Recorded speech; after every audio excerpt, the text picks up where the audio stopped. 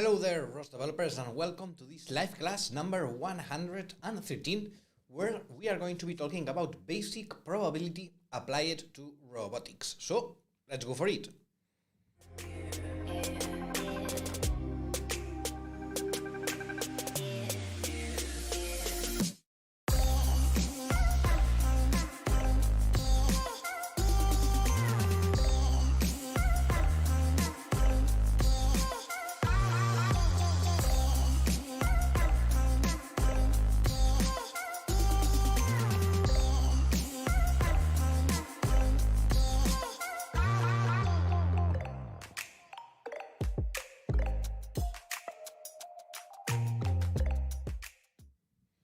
All right, so welcome everybody, welcome all of you ROS developers to this new live class.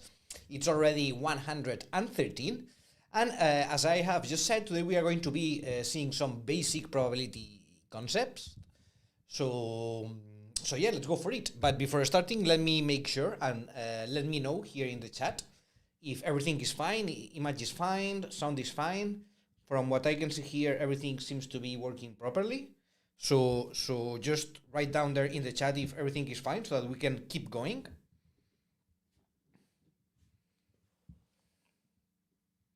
Hello from Turkey, says Bilal. Chintan, hello there. First time here, says Just Valierop. Okay, great. It's great to have newcomers here to these live classes. Hello from India. Hello from near Toronto in Canada. Amazing. From Turkey. Image and audio, all good, all good. Okay, so apparently everything is working, so let's go for it. Then for the newcomers, let me just very quickly introduce what this is. So basically we are going to be doing a live class, as the title says, but this is not a live class where I explain and you listen. This is an interactive, let's say, live class. So I'm going to start by sharing with all of you here in the YouTube chat a ROSject. What is a ROSject? Well, a ROSject is basically a ROS project. I'm going to share with you a World ROS project that you are going to be able to launch online from any computer, from any place you are. You're going to be able to start it, and you're going to have exactly the same project as I have. So you're going to have everything, the simulation I'm going to be using, the instructions, you're going to have everything so that you're going to be able to follow and practice all the exercises that I'm going to be doing while I'm doing them. So basically what I want you to do is to just not sit there listening and watching to me and to what I'm doing or saying, but to be practicing with me, because this is going to be it's going to have quite a lot of practice. We are going to be creating different programs, etc., and I want you to be doing them with me, okay, so that we all together keep advancing on the class and keep testing all the different programs, and at the end learning, which is the purpose of this live class, of course. So let's start. Then, for the newcomers, let me tell you that I always start my live classes here with a drink of my secret potion in order to have energy for the live class. So now I'm ready. Then I'm going to right now switch to my computer screen. There we go. So this is the construct, which is the platform where we are going to be doing this live class. So in case you already have an account, just log in. In case you don't have an account, create one. Create an account. It's completely free, and it's going to take you just a few seconds. So just create an account and log in. Then now what I'm going to be doing here basically is to get the ROSject of the live class, because I don't have it here neither in this account, as you can see. So let me first of all grab it. I'm going to copy and paste the URL directly here in my URL bar. So by doing this, you are going to see that now a new ROSject, a new project is going to appear here in my workspace. There I have it. Yes, so you can see here I have now this ROS developers live class number 113. So basically this is the project. Then I'm going to share this one with all of you in the chat. Super easily by just clicking here on the share button. I'm going to copy here the link and paste it to the chat.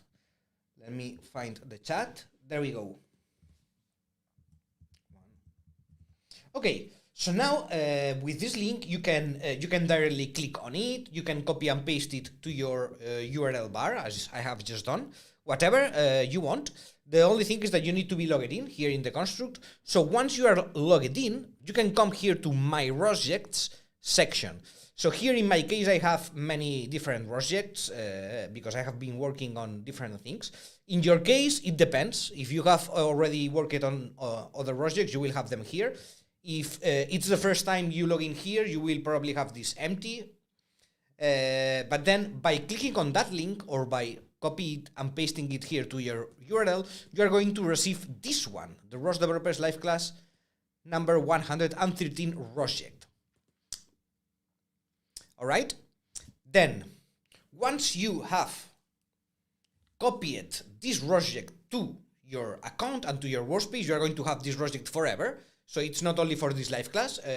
Once this live class finishes, you are going to still have it. You are going to be able to open it, to finish it. In fact, probably we are not going to have time into this live class to cover all the concepts. So you can keep practicing with this project after the live class, or you can open it next week, whatever you want. Then, what's next? Well, next it's to open the project. Then this can be done very easily by clicking here on the Run button. So now I'm going to click here on the Run button, and this is going to start loading my project. There it's starting to load. It might take some seconds, even maybe 1 minute in some cases, something like this. So in this case, let's just be patient until everything loads. Then meanwhile, in my case, what I'm going to do is to talk a little bit with you. So this live class is going to be about basic probability for robotics, which basically it's one of the chapters that we have here in the basic maths for robotics. So in the construct here, basically we have two sections. One is the ROS Development Studio, which is for people who basically already knows more or less how to work with ROS. And it's more focused on the developer side. So once you already have some notions, you can develop your own ROS projects as projects. You can share them with your colleagues or whatever. And then we have the academy, which is basically where you can learn about many different topics. So here you are going to find all the different courses of many different things. You have some courses here, for instance, more focused on robotics theory, like robot dynamics, robot kinematics, Kalman filters, etc. Basic maths for robotics, for instance. This course teaches basic maths for robotics. And this one is the one which is more related to the live class we are going to do today. So basically here you are going to learn the basic math skills that you are going to need for robotics, like for instance, let's say linear algebra, vectors and matrices, calculus, probability. It's one of the chapters of this course. But we have many different courses. Also, of course, many courses related to ROS, ROS basics. We have also some free courses that you can access for free, like a course on Python 3, a course on Linux, many different ROS navigation, TF, ROS perception, ROS manipulation, whatever, many different things. So you can have a look at them, and in case you are interested in any of the courses, just check them. So yeah, let's go back. Let me go back to my project, which has already loaded, as you can see. Then once my project loads, you're going to probably have a Jupyter notebook already automatically opened for you. This Jupyter notebook is where we have the instructions for today's live class. So basically what I'm going to be doing today is to follow these instructions. I have prepared this notebook previously so that we can just follow the instructions and reproduce everything that we have here. Yes, so you should have also this notebook in your project, as you can see. many things here. I'm not sure that we are going to be able to do everything, but I'll do my best. So yeah, basically that's it. So let me know at this point. Let me know if you have been able to get the project properly and start it, so that you are at the same point as I am here, with the project already opened, loaded, and with the notebook here opened, so that we can start following the instructions. Let me have a look. Let me know here in the chat.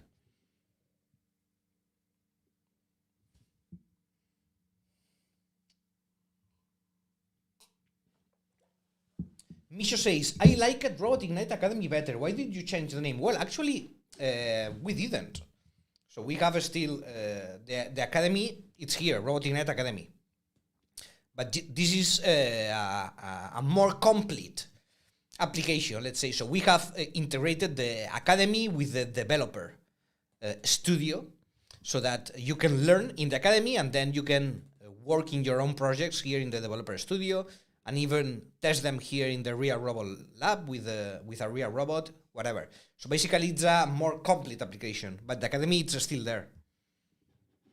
Brazilians in robotics, says Marco Reis. Yeah, so we have many users which are from Brazil. So I know that Brazilians are, you are very interested in robotics. We have also some Brazilians in our company working, so yeah. Seems great, up and running, everything okay, notebook loaded, okay, thanks. Okay, so apparently everything is working, notebook loaded, excellent. So we can start working if everything is working as expected. Then, all right, so in case it's your first live class, just let me tell you that we are going to give some knowledge as already learned by you. So we are going to assume that you have a minimum knowledge on basic Linux commands, for instance, or Python programming also. So we are not going to be teaching this. We are going to assume that you have more or less this knowledge. In case you don't have this knowledge, you have some links here, which it's going to point you to free courses that we have where you can get this knowledge. Okay? Then, so we are going to be working with a gazebo simulation as well today. But I don't know if we should launch it now or wait a bit further, because we are not going. Well, actually, let me start it right now. Okay, so the first thing we are going to be doing is to launch the simulation. We are going to use the simulation only in the last part of the live class, but let's launch it now and leave it there running. So, in order to launch the simulation, we need to click here in the web shell icon in order to open a new web shell. This is basically a Linux web shell, as you can see. And then we are going to execute the following commands. First, we are going to set up the ROS version that we are going to be using, which is noetic in this case. So let me copy and paste the command here and source the noetic ROS version. Second, I'm going to source the simulation workspace. And what is the simulation workspace? Well, the simulation workspace is the workspace, the Catkin workspace, let's say, where I have placed all the simulation-related packages. So if we can open the code editor here, in the button down here, next to the web shells button, we can click on the code editor button, and this is going to open the IDE, where we are going to be able to see and manage all the files in a graphical way. So here you can see all the different workspace that we have here in this project. And one of them is this one, simulation workspace. And inside this workspace is where I have the simulation packages, in this case from the Turtlebot robot. So that's why I am sourcing this workspace, so that I can have access to these packages. Then let me source this workspace, and finally I'm going to execute the command which is going to start the simulation, which is this one. Then I'm going to copy and paste it directly here to the shell, and this is going to start executing everything. And now, so once my command is running, I can click here in this cube icon. I can directly click here, and this is going to open the gazebo window. And in this gazebo window is where I'm going to be able to visualize the simulation. So here I have my simulation, the simulation we are going to be working with today, which is this Turtlebot 2 simulation, which is here placed inside this maze. Yeah, so this is the simulation you should have loaded. And basically that's it. So we have loaded the simulation. So now what we should do is to just, I would recommend you to minimize this shell, because here is where the simulation is running and we don't want to close it by accident or anything. So I'm going to just minimize it. And now if we come here, in the plus button, we can open a new shell so that we are not going to interrupt or close the simulation by mistake. So that we open a new shell and we start working and testing everything in this new shell. All right, so yeah, so basically I'm ready to start. I have here my simulation loaded. I have the ID open here. I have also a shell here to start executing commands, and I have here my notebook in order to start with the instructions, which basically start right here. Then, so far so good, guys. Have you been able to load the simulation properly? Any issues until here?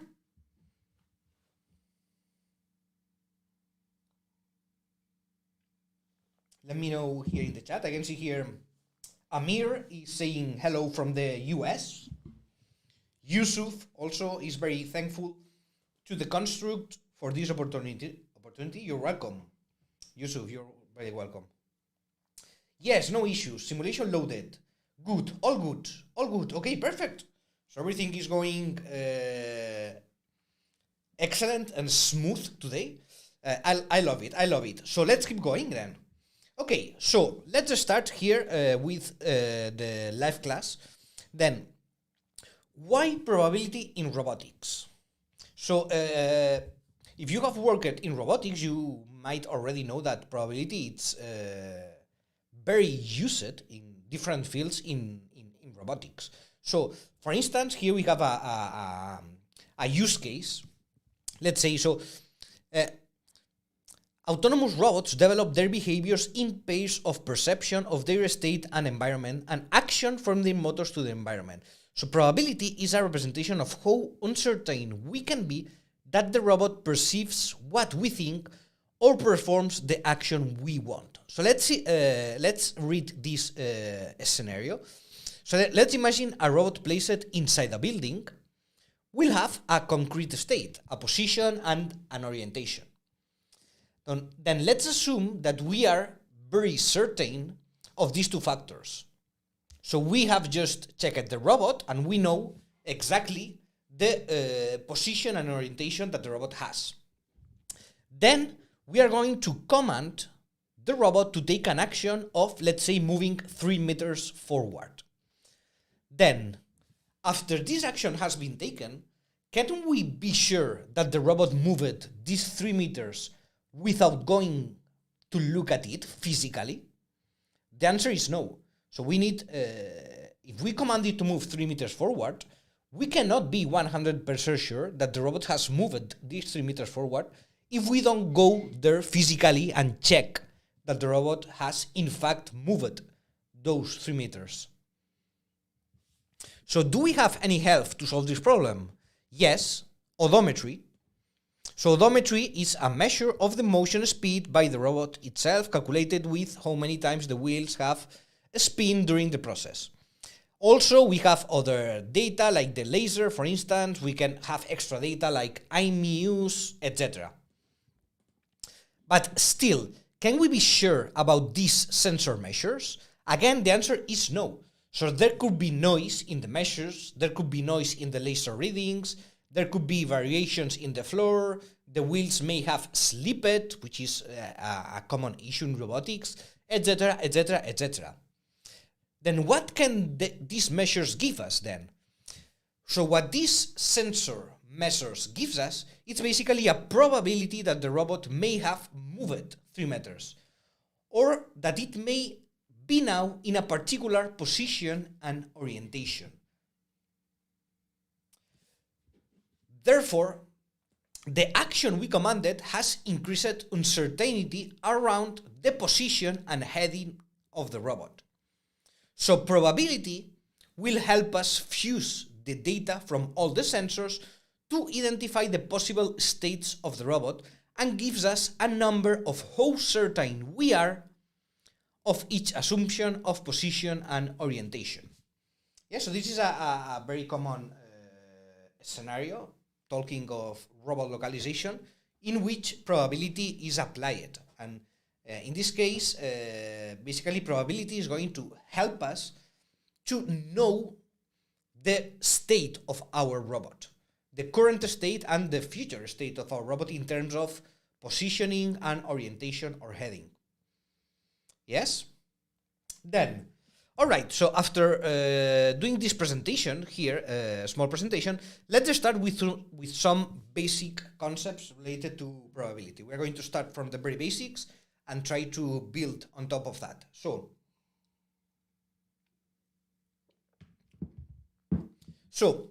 by definition, PA corresponds to the probability that among all the possible events, event A occurs.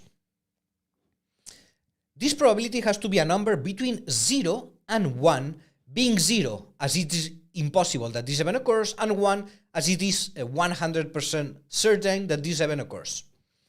Then the simplest example occurs when flipping. So let's imagine the event of flipping a coin.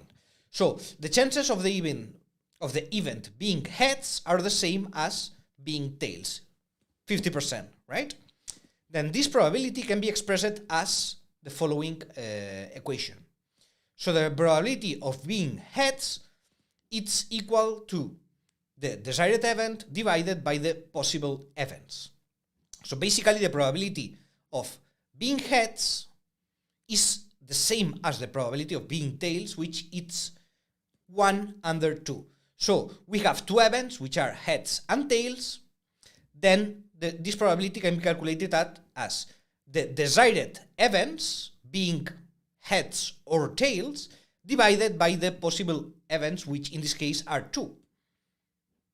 Yes, makes sense? So we get that the probability is 50% in this case. Then the sum of all the possible events is called sample space. And the probability of the sample space will always be 1. So in the coin example, the sample space would be head, tails. When we flip the coin, we are certain that the resulting event is going to be heads or tails. So it is always going to be an event from the sample space, omega. Yes? Then the set with any event is called empty set. The probability of the empty set will always be 0. All right. Then in the coin example, when we flip the coin, we are certain that there's going to be a resulting event heads or tails. So it is never going to be empty in this case. Then, for example, when throwing a dice, so let's change the scenario from a coin to a dice. So when throwing a dice, the sample space would have 6 possible events, right? So it can be 1, 2, 3, 4, 5, and 6. Then the probability of having a result of 1 is going to be 1 possibility divided by 6 possible events, following this formula. We have it here, which is the same for the 6 numbers of the dice. So it's the same probability, it's 1 divided by 6. The same probability applies to having a 1 or having a 2, having a 3, 4, 5, and 6. Then the sum of all the probabilities of the possible events would be probability 1 plus probability 2 plus probability 3 plus probability 4 plus probability 5 plus probability 6, which is 1 divided by 6 plus 1 divided by 6, etc., which results in 1. Yes, so the sample space will always be 1. Then, if, for example, we want to know the probability of having a result of 2 or 3 with the dice, that would be represented as this. So this, with this U, means the probability of having 2 or 3. Yes, you have it here in the note. So we say this symbol indicates or, and this other symbol indicates and. Yes? Then the probability of having 2 or having 3, it's desired events divided by possible events. So the desired events are 2 or 3, it's 2, and the possible events, it's 6. So it can be calculated with the following formula. Okay? Let me get another drink because I'm getting my throat really dry.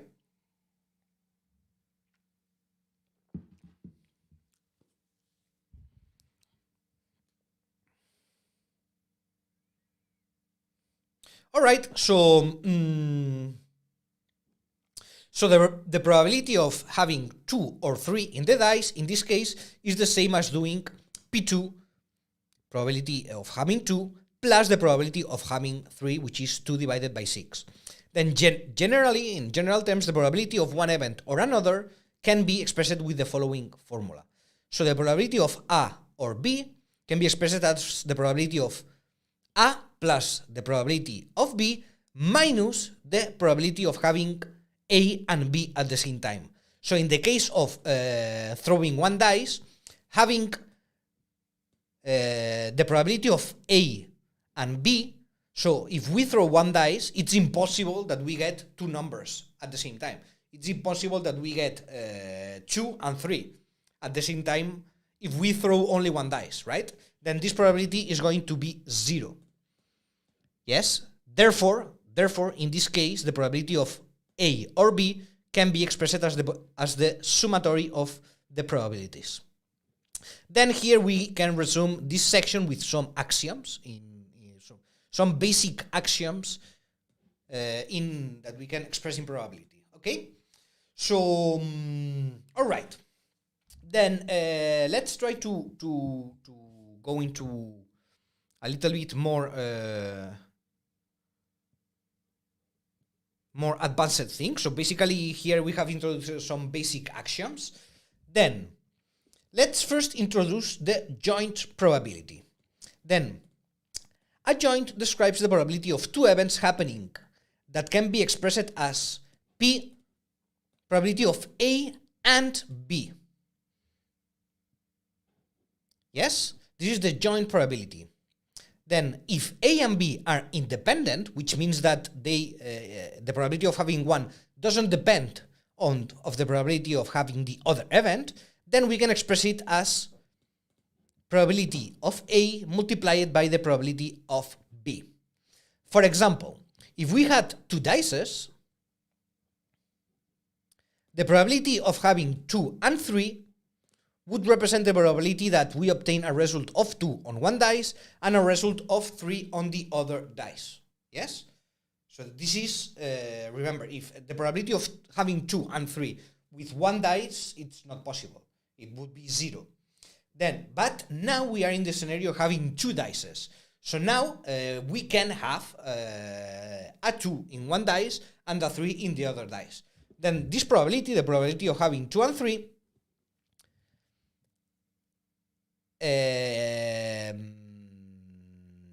in this case, does not depend on each other, so the results are independent.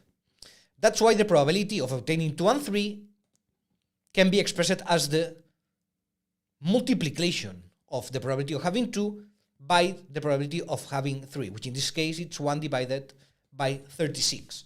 Yes? So if we throw 2 dices, the result we get in one dice, it's not going to affect in any way the result that we are going to get in the other dice. Yes? Does this make sense? So that's why we say that they are independent. The results are independent from each other. Then we have also the conditional probability. Conditional probability stands for the probability of an event A happening if previously another event B happened. Thus, this can be expressed with the following formula. Then this has two variants, A and B independent and A and B not independent. So here we have some formula. I'm not sure if I should go too much into details on this because I have the feeling of this is too much theory. So I think I'm going to basically try to go a bit quickly on this and try to focus more on the practical section part, which is going to clarify lots of things. Then conditional probability in case that they are independent, which means that we are not interested in what happened with B to calculate what happened with A. So this would be the case of the throwing two dices, right? So in the example of the two dices, if one dice got a 3, the probability of other dice getting a 2 would be 1/6. So it's the same. It doesn't affect, yes? If we throw one dice and we get a 2, this result is not going to affect the second dice in any way. So the probability of the second dice still remains the same. It's 1 divided by 6. But what happens here if A and B are not independent? So if A and B are not independent, for example, let's imagine the following scenario. We have a bag with 5 balls. 3 are red and 2 are blue. Then if we first take one ball without looking at them, the probability that it is red is going to be this, 3 divided by 5. And the probability of taking a blue one is going to be 2 divided by 5. However, and this is the key point here, if we first took one blue ball, then we are going to have 3 red balls and 1 ball remaining inside the bag, right? Then now the probability of taking a red ball is going to increase, right? Because now we have 3 balls and 3 red balls and only 1 blue ball, because we have previously taken out already a blue ball. Therefore, the probability is going to increase to 3 divided by 4. We can see it here. So if you have 2 blue balls and 3 red balls, and we take, let's say, 1 blue ball, then this is going to affect the new probability of getting a red ball, right? Then finally, we have also the chain rule. So from the definition of conditional probability, there's the following definition of a chain rule. So basically this is the probability of a chain. So how it affects one probability to the other one. So in the red and blue balls example, the probability of taking a blue ball and the red one would be this one. So the probability is going to be 2 divided by 5, which is the probability of taking a blue one in the first case, multiplied by the probability of taking a red ball, after we have taken a blue one, which is 3 divided by 4. It's this one. So we can express this probability of taking a blue one and the red one as the multiplication of these two cases. So as you can see, here in the second term, we express the first choice, which has been the blue ball. And in the first term here, we express like this, the probability of taking a red one after a blue one. Yes, which is this one here. All right, then this might be a little bit confusing. We have the Bayes rule. I'm going to skip this one. And let's try to show this, basically this chain rule, which is going to apply a little bit of everything, into a robotics case, okay? Then let's imagine we have a robot that can take all these different paths, okay? So, once the robot enters this maze, we want to know at which door we have to wait for him. We have 8 doors. 1, 2, 3, 4, 5, 6, 7, and 8. Then there are 8 doors. And we want to find, in this exercise, the door that he is more likely to be at, that the route is more likely to end up at, which means the one with the highest probability.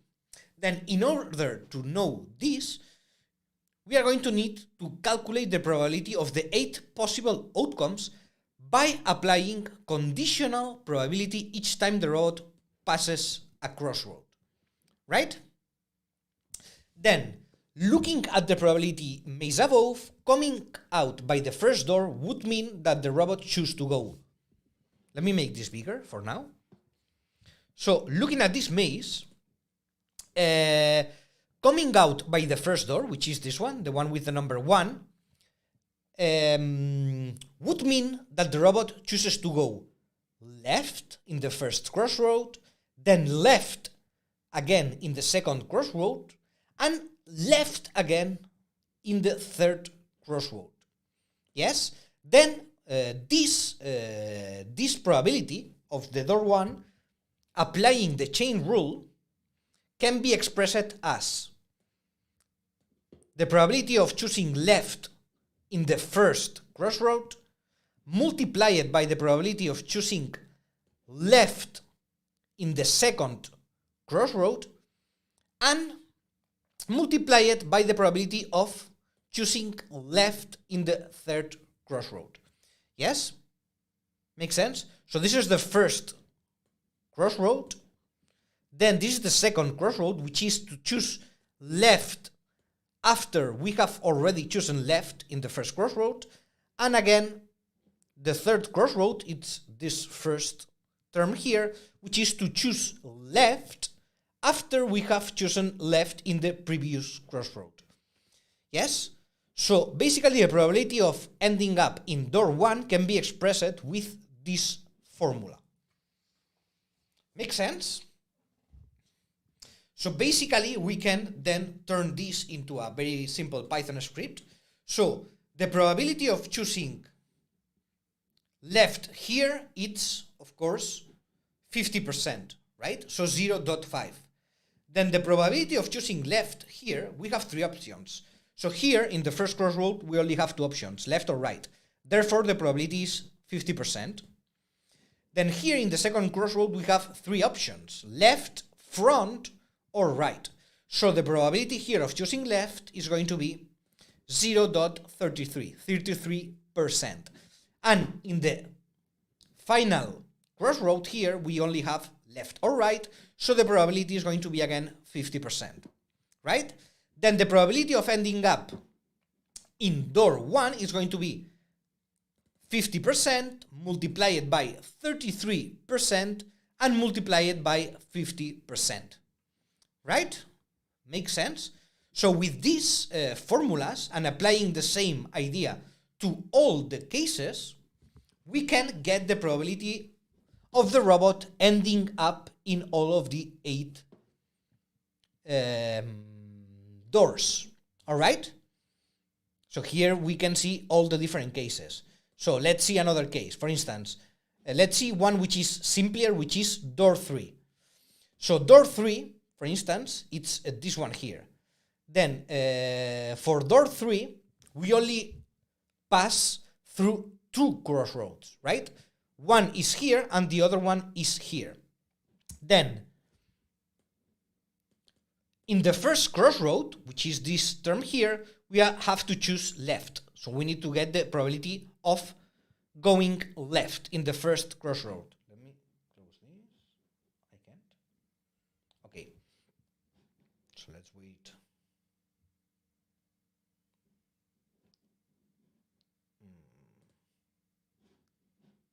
Okay, yes.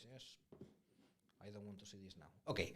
Yeah, so the probability of ending up in the third door is going to be the probability of going left in the first crossroad multiplied by the probability of going forward in the second crossroad. So basically it's going to be 50% here multiplied by 33% of this crossroad, right? So going left in the first one and going front after we have gone left in the previous one, which basically it's 50% multiplied by 33%. Make sense? Then this can be, of course, this same analysis can be applied to all of the 8 doors. So we are going to do this and put it into a Python script, which I'm going to get from here. I'm going to create a new Python script right now. Here, I'm going to open the Catkin workspace, which is where we are going to be creating our programs. So let me open here in the IDE the Catkin workspace and go inside the SRC folder. And here I'm going to go inside the LC113 folder. This one here, live class 113. So I'm going to open this folder, and here I'm going to see that I have already a file, which is it contains some helper functions. So here I can right click and create a new file inside this folder, which I'm going to name demo1.py. And now inside this Python script I have just created, I'm going to copy and paste this code I have created here, which basically,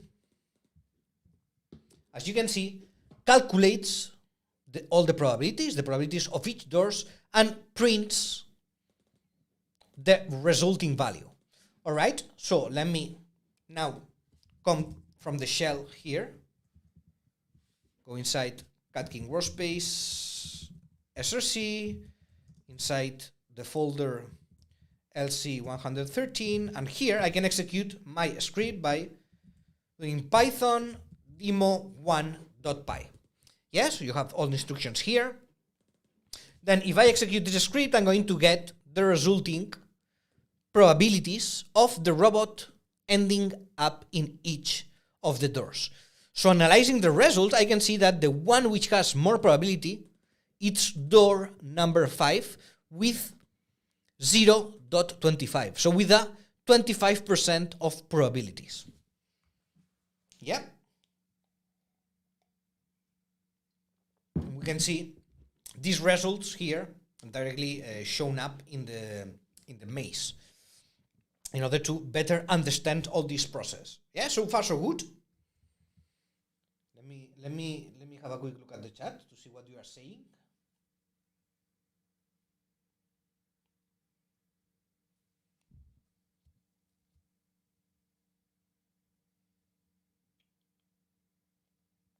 Jason Alejandro is saying, having some problems loading the IDE. Anyone else? So it was solved, Jason? This problem loading the IDE? Maybe in some cases it can take a bit longer to load.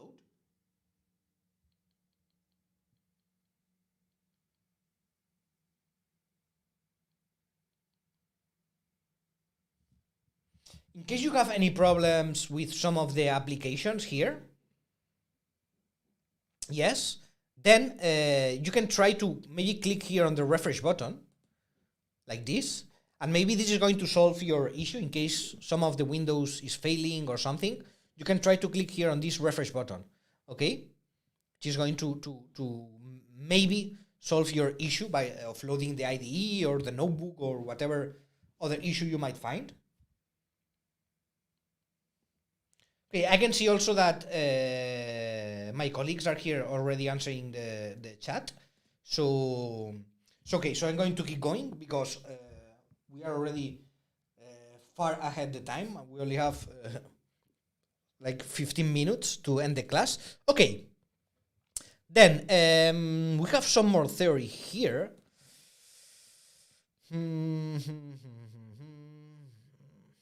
Okay, so I'm going to try to go fast through this so that we can cover most of the concepts, at least. I would be interested in getting to this final exercise, so I'm going to try to go to do a quick overview, more or less, of the different things. And you can then later check all these different sections in case you want to review them and try to understand them better, so you can have a more quiet look after this live class finishes, okay? But I'm more interested in presenting you all with the final exercise.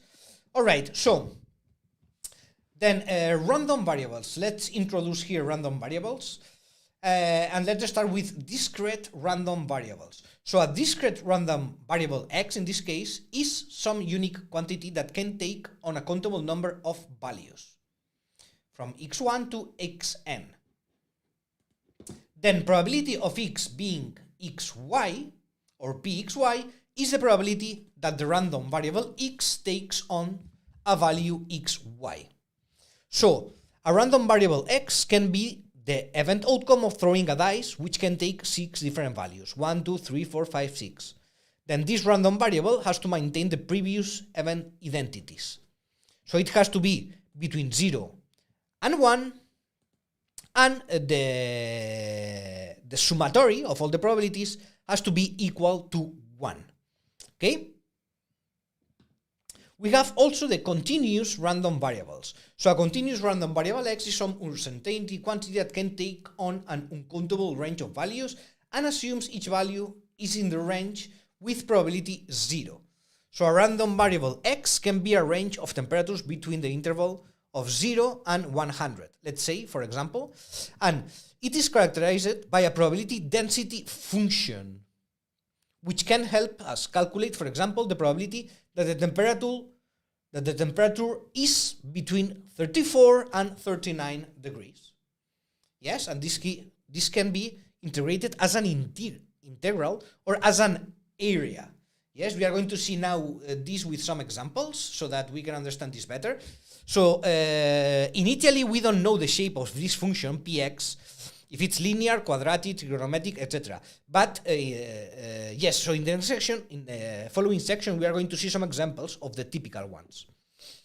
Then, like in the discrete variables, the summatory of all the possible outcomes must be 1. Yes?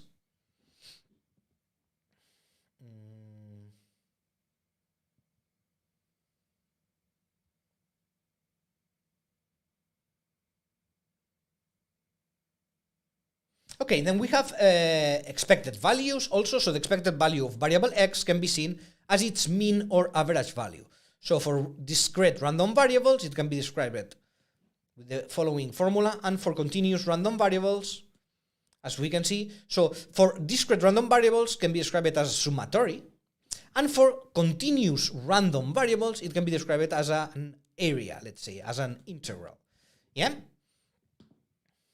So this value is a weighted sum of the values that x can take on, where the weights are the probabilities of those respective values. It can also be called the center of mass of our value. So for a dice example, we've already seen that each outcome probability equals 1 divided by 6. So the value we expect would be halfway between the possible values the dice can take.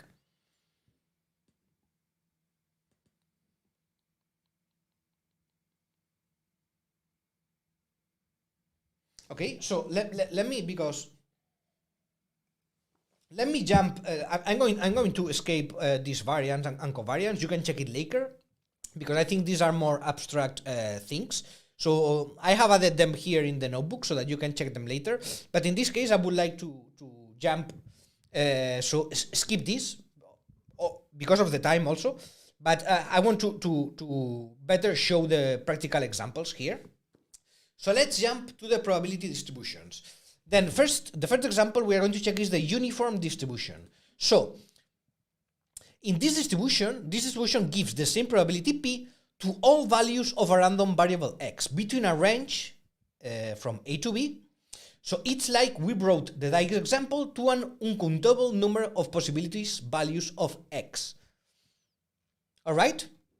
So for example, a random value between the range of 2 and 6 that has to maintain that the sum of all the probabilities of the possible values has to be 1.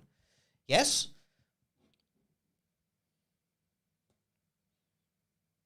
And that probability distribution is a constant px equals p. So it can be expressed like this. Then we can solve the equation p as follows, but I prefer to show here this demonstration code to better visualize this and try to get a better idea, because it's not that complicated.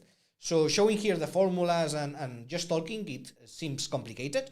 But let's try to reproduce this example. So let's create here a new Python script, which I'm going to name demo2.py.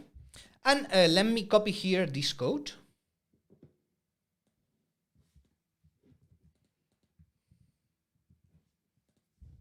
Okay. Okay, so as you can see here, we have added a very simple Python script where we set the range limits, like as introduced in the example, would be from 2 to 6. So these are the range limits. The set values is going to be a number between 2 and 6 with a difference of 0.01.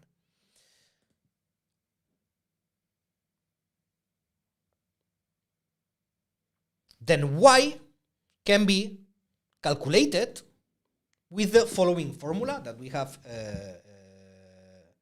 introduced here, which we are going to, instead of showing it as a formula, we are going to plot it.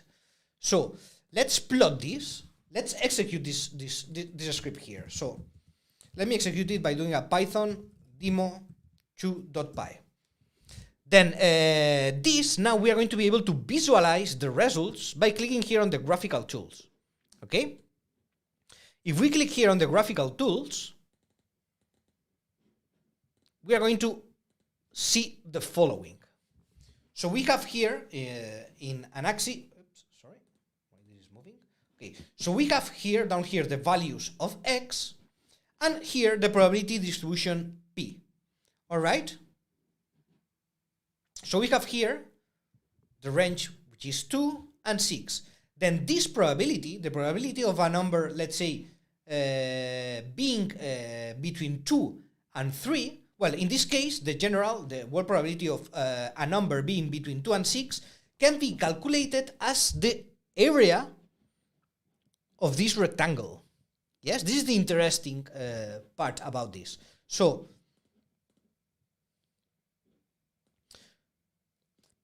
as you can see, plotting these probability distributions is very useful because it allows us to calculate probabilities graphically. So this is the interesting part of this.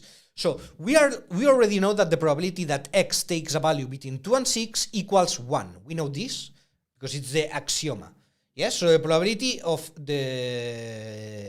our number of being between 2 and 6 is 1. So if we want to know the probability that x takes a value between, let's say, 4 and 6, we can calculate the area of the rectangle delimited in x by 4 and 6.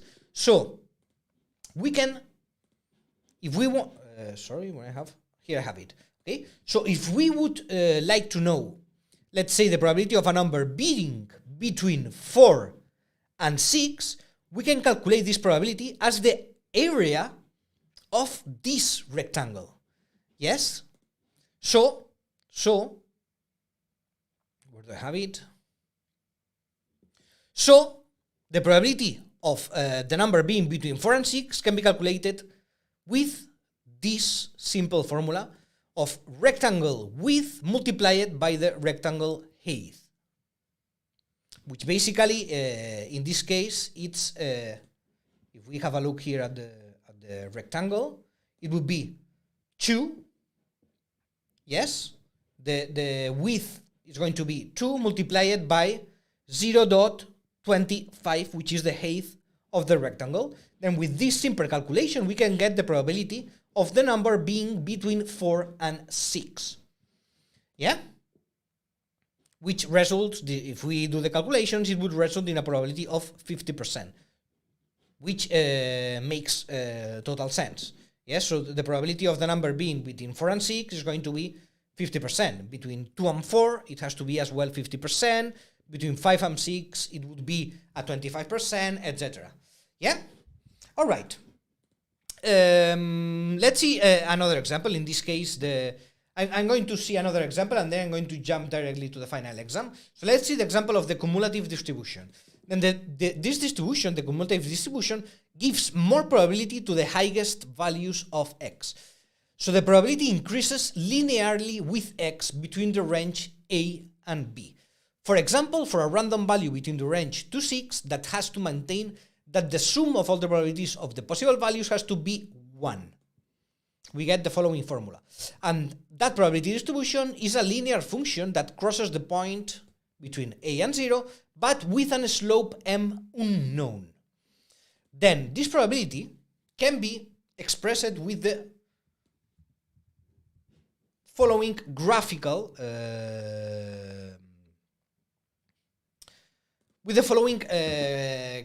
way. So let me stop this one and create a new one.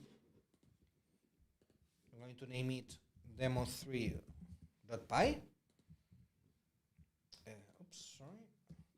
I'm going to get the code from here.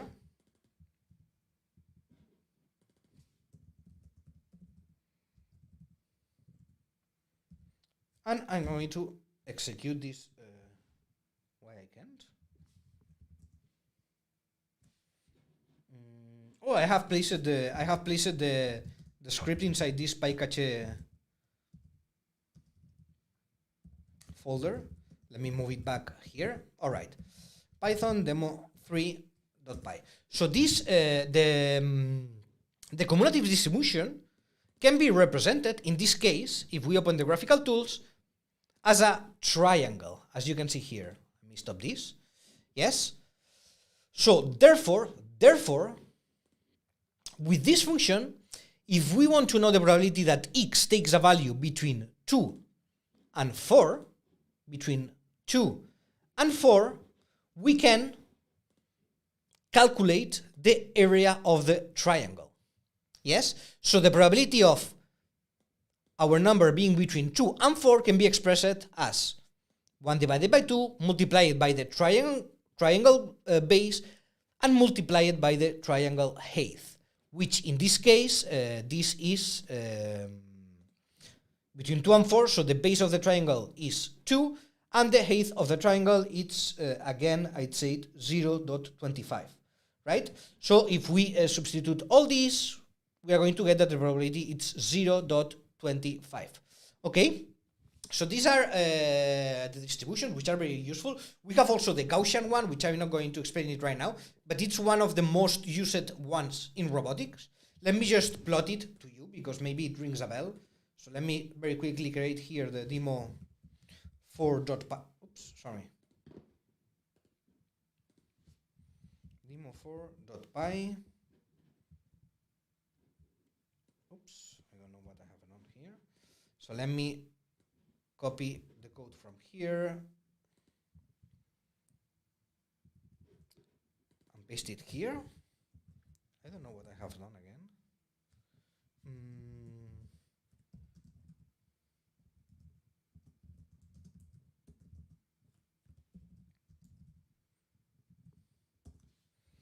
Yeah, so the Gaussian distribution, it's the one which results in a plot like this one. Yes, which is it's very commonly used in robotics for filters, for robot localization, for instance, etc. So yeah. In any case, let me just skip this because we have already reached the full time. So as I have said previously, here I have another practice with a small exercise that you can check and test there. So, as I have said before, you are going to have this project forever. So you can keep working after the live class finishes. You can keep working on it tomorrow, next week, whatever you want. So you can check this with much more time later. I have kept all the explanations here so that you can review them. But now let me just very quickly introduce here the final exercise, which is basically a very simple exercise that I wanted to create here. So basically, given the maze presented in the simulation, so given the maze that we have presented here in this simulation, in the gazebo simulation that we launched at the beginning of the class, let me come here.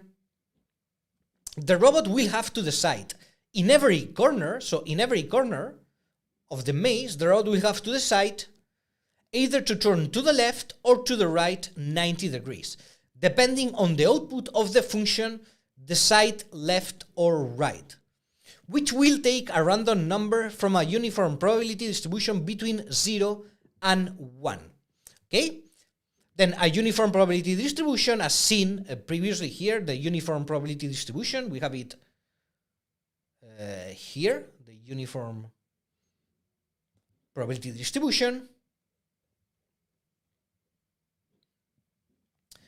gives the same probability p to all values of x. Then in this case we are going to use a numpy function which provides this, the random uniform distribution, to generate a number x under this distribution. So you are going to find all the code in order to do this inside this maze robot folder. So let me just show it very quickly. So here, inside the Catkin Workspace SRC folder, we have the maze robot folder, which basically has two Python scripts. The move maze script, which it's a very simple Python script that basically it's going to initiate a ROS node, and it's going to create an instance of the Turtlebot project class, and it's going to call the move function. Then this turtlebot project class, it's defined inside this turtlebot project script here. Yes, then this is a Python class. It's pretty simple if you analyze it. Let me go very quickly over it. So we have this turtlebot project Python class where we have the constructor here, where we are basically initiating a subscriber, in this case to the odometry topic, so that we can get data from the odometry of the robot. We are defining as well a publisher in order to be able to publish into the command belt so that we can move the robot. We are also defining here another subscriber to the laser topic so that we can get data from the laser readings of the robot. We have here the callback for the odometry, the callback for the laser. Then we have here a function rotate, which gets a degrees attribute, so that we can use the function in order to rotate, for instance, 90 degrees or 180 degrees or whatever. Yes, so in case we want to rotate, let's say 90 degrees clockwise, we can use this function. We have another function that we can use uncall in order to stop the robot from any movement. We have a publish bell function that we can use in order to move the robot, to send velocity commands to the robot. We have this move forward function that basically is going to make the robot move forward until we detect a laser reading in front of the robot, which is lower than 0.6. So this function, this move forward function, is going to make the robot move forward until the front laser reading detects that there is an obstacle which is closer than 0.6 meters. So if it detects that there is an obstacle closer than 0.6 meters, then it's going to stop the robot. Okay? And then finally, we have also this move function, which basically contains a very simple logic. So basically, it's going to move forward. It's going to start moving the robot forward. Here, as you can see, we are calling this move forward function. It's going to start to move the robot forward until it detects that there's an obstacle closer than 0.6 meters. Then after this, it's going to call the decide left or right function. So here, basically, what we are doing is to call this decide left or right function with a limit of 0.8 by default in this case. Here I'm sending a limit of 0.5.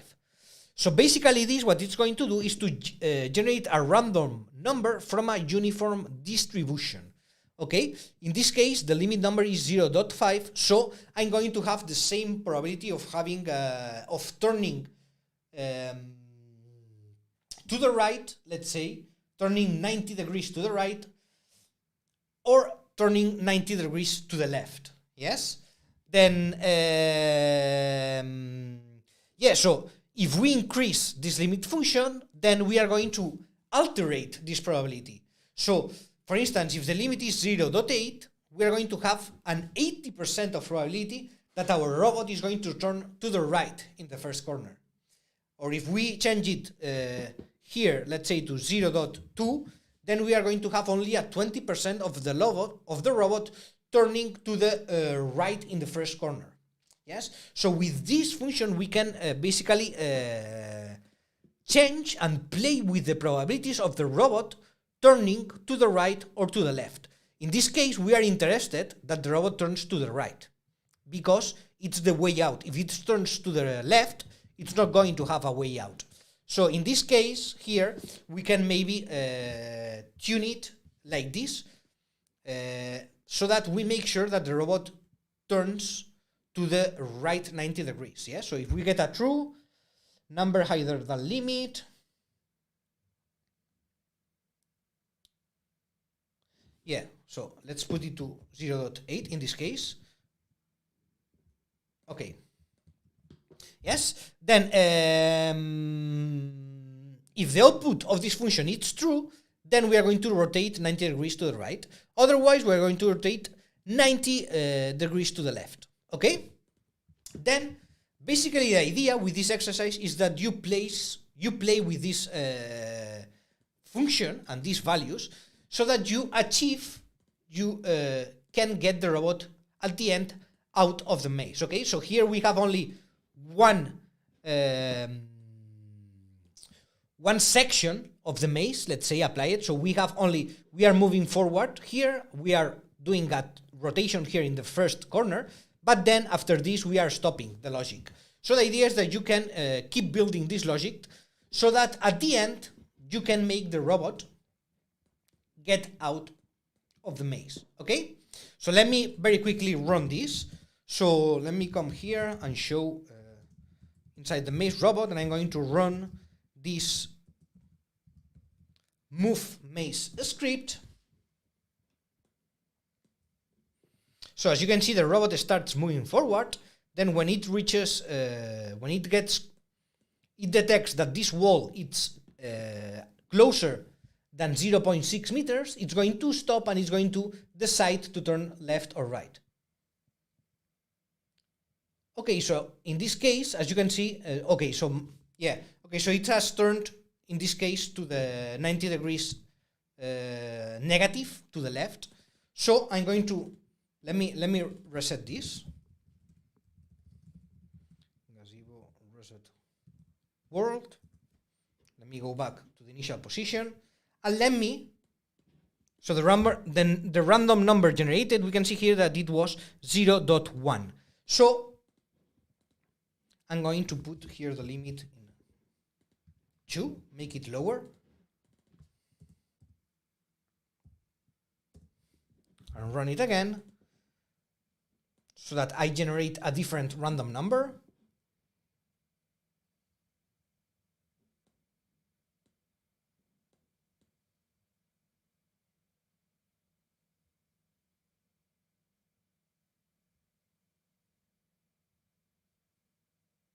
Okay, so this has been super bad luck to have two numbers that low. It has been super bad luck. So I'm going to still make this lower to 0.1 to make sure that I can turn to the right. So this is basically how you can play with the probability of making. Oops, sorry. I didn't want to do this.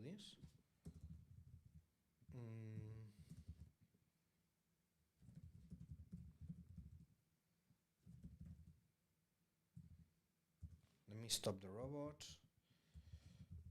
and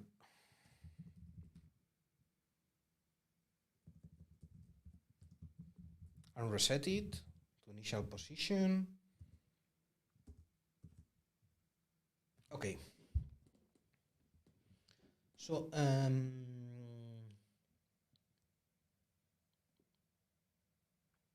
okay, yeah. So I have changed here the limit. So let me run it again.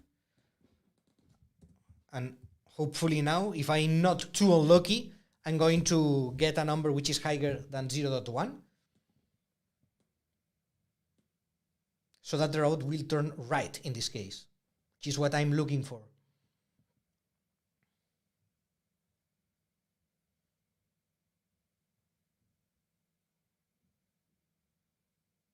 There we go. Okay. So I don't know why it has done the full turn here. Okay, so probably I'm not stopping the robot properly here in the function.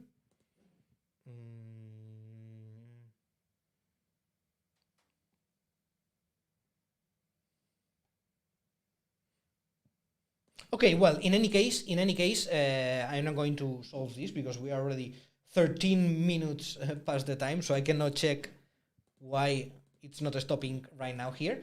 In any case, you get the idea, right? So basically, with this limit number here, we can play, because here we are generating the random number between 0 and 1 from a uniform distribution. So with this limit number, we can play in order to return true or false, so that we force a rotation of 90 degrees to the right or minus 90 degrees. Yes? So basically with this, we can play with the probabilities of turning to the right or to the left, so that we can make and help, in this case, the robot get out of the maze at the end. Okay? So yeah, guys, this was all for today's live class.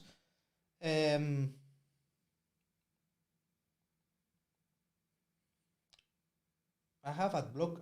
Okay, I can see many messages here. I don't know what's going on.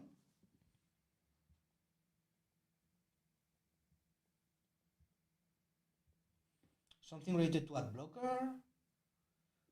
Yeah, so and engineering nations. Engineering nations, yeah, I think you copied the wrong script in this case. Probably, so you miscopied the script. Okay, so yeah, guys, I'm going to leave it here. Already 14 minutes past the time. I really have to do something about this because I think I'm adding too much things into the notebooks, and because I'm always running out of time. So yeah, well, at least I wanted to introduce this exercise so that you can play a little bit with it and try to get the robot out of the maze playing with these distributions so that you have something to practice with. This is why I wanted to introduce you to this final practical exercise. And yeah, so hopefully you can keep working on this right now if you want. Even if the live class is going to end here, you can open it tomorrow and work on it as well. You can share with us the results you get. That would be awesome if you tell me. Let me change the screen because I'm already going to talk to you guys. So that would be amazing if you improve this code and you make it escape of the maze, and you can maybe record a video and share it with us in our social media accounts. That would be great. So yeah, thank you very much for being in another live class here with me. I hope you have enjoyed this live class. I hope you have learned something from it. And yeah, so thank you very much to all of you. I'm going to see you next week in live class number 114, which is going to be again about basic C++ for robotics. So I'm going to repeat one of the live classes I did from past weeks in order to try to cover more concepts. In this case, I'm going to focus it more on pointers, on shared pointers, which is a very useful tool that C++ provides, and it's highly used by ROS developers. So I want to talk about it, and we are going to do that in next live class. So we are going to be covering shared pointers about C++, basic C++. Okay, so yes, thank you very much. I will see you next week, next Tuesday. Until then, stay safe and keep pushing your ROS learning. So, bye-bye.